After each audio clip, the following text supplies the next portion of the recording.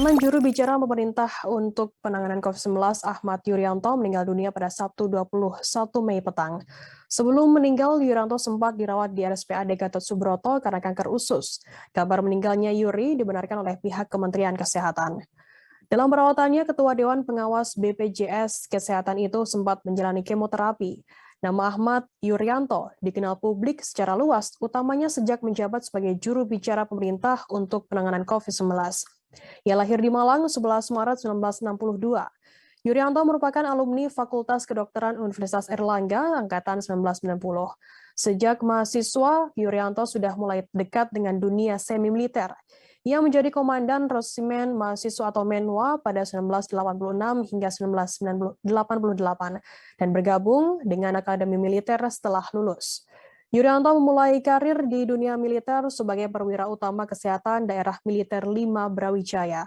Sempat dipindah tugas ke beberapa daerah di tanah air, Yuryanto cukup lama menjadi dokter anggota militer. Karir Yuryanto mulai meningkat ketika menjadi wakil kepala rumah sakit tingkat 2 Dustira Cimahi, Jawa Barat pada tahun 2006.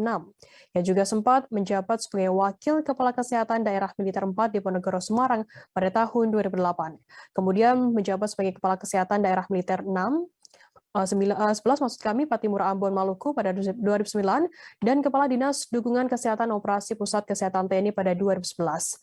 Karir Yuryanto di Kementerian Kesehatan dimulai pada tahun 2016. Saat itu Yuryanto diminta Nila Muluk untuk menjabat sebagai Menteri Kesehatan untuk menjabat di posisi Kepala Pusat Krisis Kesehatan Kemenkes. Jabatan itu diemban selama kurang lebih 4 tahun hingga pada pertengahan 2019 Yuryanto dipercaya menjabat Sekretaris Direktorat Jenderal Pencegahan dan Pengendalian Penyakit atau P2 Kementerian Kesehatan. Selanjutnya, awal pandemi COVID-19 melanda Indonesia, Yuryanto ditunjuk sebagai juru bicara pemerintah untuk penanganan COVID-19. Penunjukan itu dilakukan secara resmi pada 3 Maret 2020, sehari setelah Presiden Joko Widodo mengumumkan kasus COVID-19 pertama di Indonesia. Sejak saat itulah nama Yuryanto dikenal masyarakat luas. Setiap sore pun wajahnya selalu menghiasi layar kaca untuk menyampaikan informasi terbaru mengenai penanganan virus corona di tanah.